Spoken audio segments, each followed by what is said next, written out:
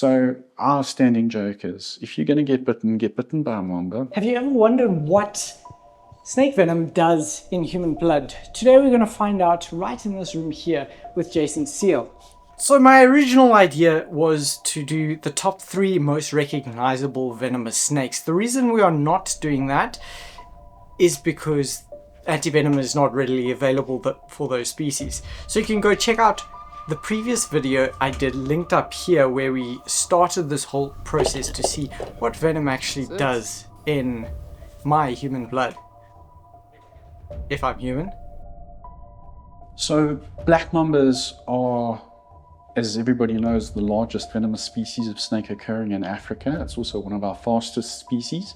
Has good eyesight, good hearing, and if given the opportunity, will get out of your way.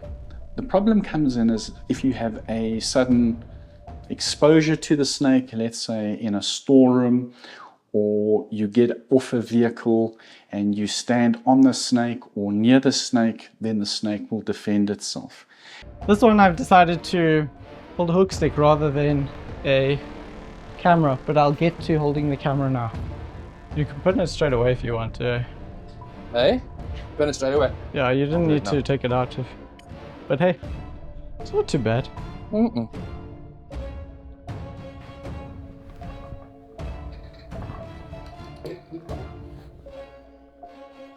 Shots. You got it there. You want to see the fangs quickly? So put your finger right over the top lip of the fangs. The top lip is very soft.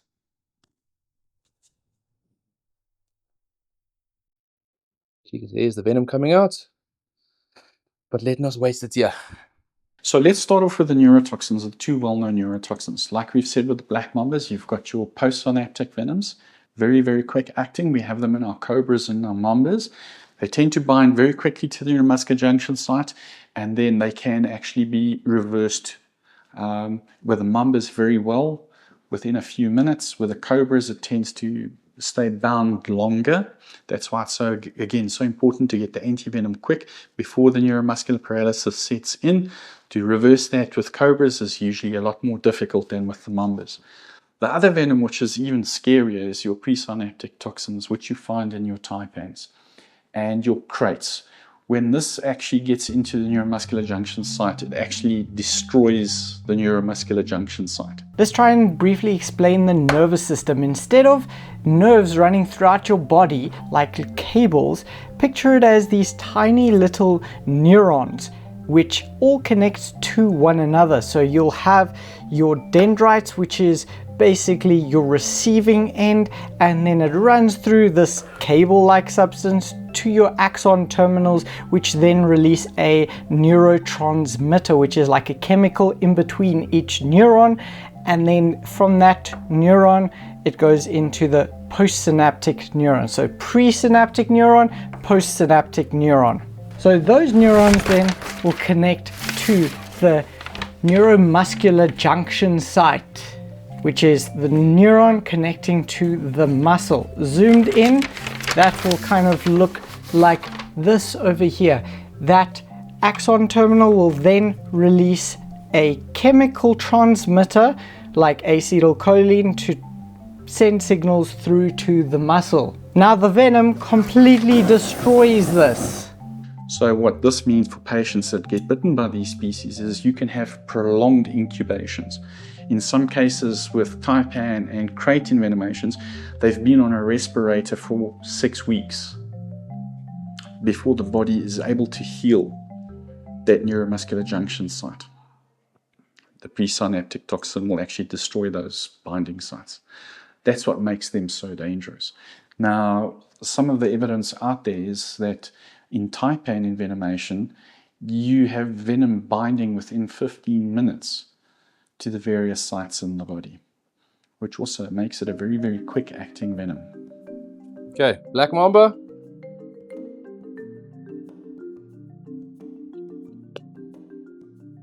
Here's a little drop running down, a little bit more.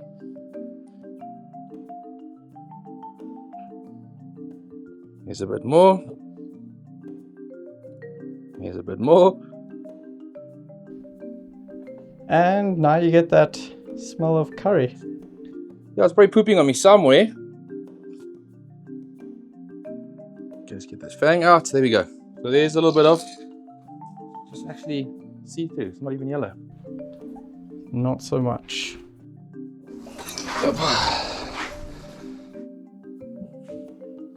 We'll just turn that tube around to the holes facing my way. Sorry, Bryce. You want it against something? No, it's fine. Cool. Just gonna get the head in and then it will.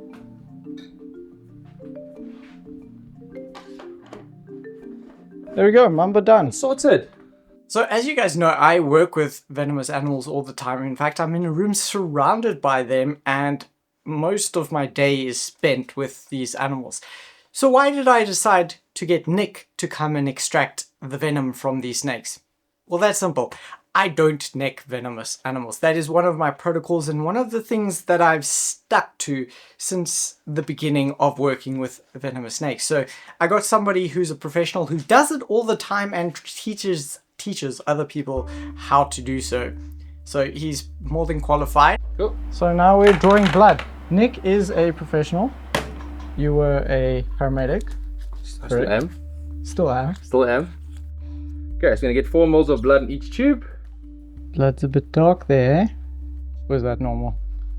That's venous blood, so that's dark.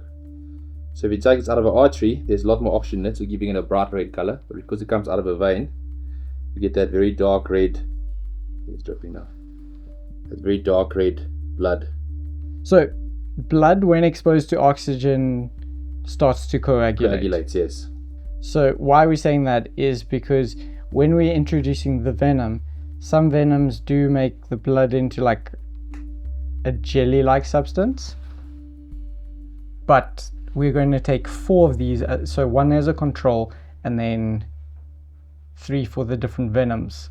But we're not sure if we got anything from the worm slung, so we'll find out. Okay, the worm slung was a bit of a fail. They have a very tiny venom yield, and that is even if they want to give any venom, which this one did not. So we won't be using the snake, even though it might have had the most interesting effect on human blood, as it is largely hemotoxic.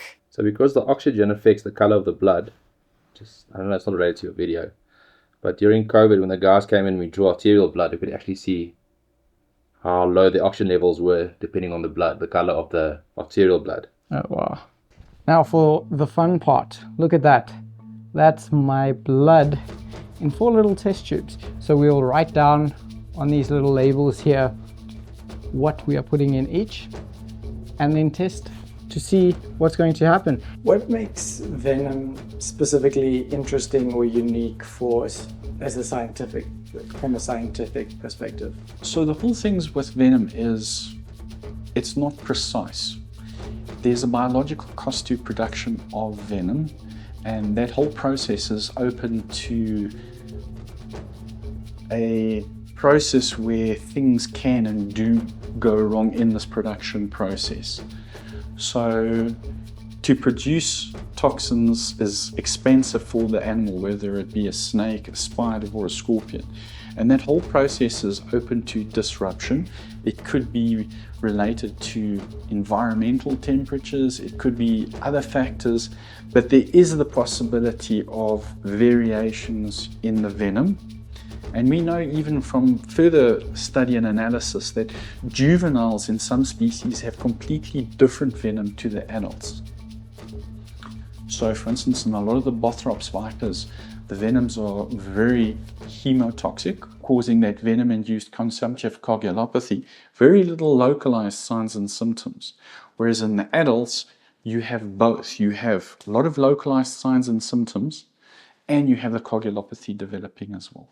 With certain species of rattlesnakes, we know that the juvenile species have got crototoxin and crotamine. As they become adults, that venom disappears and the venom becomes hemotoxic, causing localized pain, swelling, edema, and that venom-induced consumptive coagulopathy.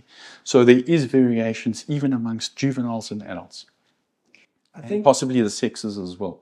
Oh wow. Yeah. With Malaysian pit vipers, There's research which dates back for about 15 years where they were showing that there's variations between the male and the female in venom composition as well. Okay, so now we are going to try draw up some of the venom and put, where are the needles? Yeah. Thanks. Thank you.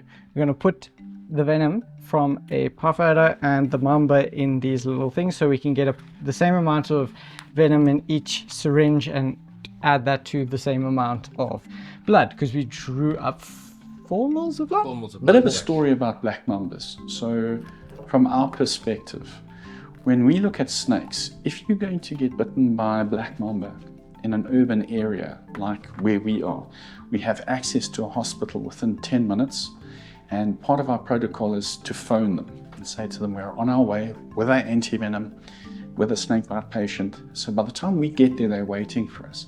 If you're going to get bitten by a snake, black mamba is probably the way to go. And the reason is, if you're bitten and you seek immediate medical attention, and if indicated you get the antivenom, the chances of making a full recovery are very good. And that recovery can be within 2 to 3 days. You could be at home. So it's the quickest acting venom, but it'll also get you home the quickest if you survive. That's a scary thing to say. Exactly. Whereas bites by other species, for instance, Mozambique spitting cobras, puff adders, you could be hospitalized for a week, 2 weeks, even if you received antivenom. Get away from my fingers. So our standing joke is, if you're going to get bitten by a mamba, because you're going to be home quicker. Black mamba venom, about 1 centimeter on the thing. I don't know how much milligrams of venom that actually is, with 4 mils of my blood. Introduced it, and now we're going to let it rest for 10-20 minutes. Keep it on its side or upright? I think let's stand on the lid. On the lid. What would you think would happen now that we're going to do the test with black mamba venom versus blood? What would your hypothesis be? Well, first of all, it's very brave of you to want to stick your finger into the mamba's mouth. We've got you to sign all the indemnities. We just have to find out if your life insurance is up to date. So again, it's very unpredictable. We won't see too much effects on the venom, on the blood with the venom. That's assuming that you are in perfect medical condition. So there's very little that we should see from a black mamba point of view. We should see more with the cobras and more with the adders. Okay, so here we have the control blood, and you can see it has separated. That up top there is basically my plasma, and at the bottom is all the red blood cells. So next is the black mamba venom and the black mamba blood. Let's see what also looks relatively similar. There's a bit of clots, not as many actually as the control had. Still pretty liquefied, but let's see once it's exposed to oxygen and not in a test tube, see what happens. I didn't expect much to happen with black mamba venom because it doesn't attack like that. It's more on your nervous system. It has been a few hours, so let's check out the control now. You can see all that blood has coagulated. It's like jelly, as blood should be if it's out of the human veins. So there's that. Now, interestingly enough, let's see what happened to the black mamba venom. This blood is still pretty liquefied and quite runny. You can see there. Really interesting. I did not expect this much of a result with black mamba venom. If you really enjoy learning and specifically scientific stuff, I've linked to the full interview with Jason Seale down below. That is on Patreon, so if you go there, you'll be supporting the channel out so I can continue to make these free videos for you guys on YouTube. But yeah, thanks a lot. You'll learn quite a bit. There's some cool info in there.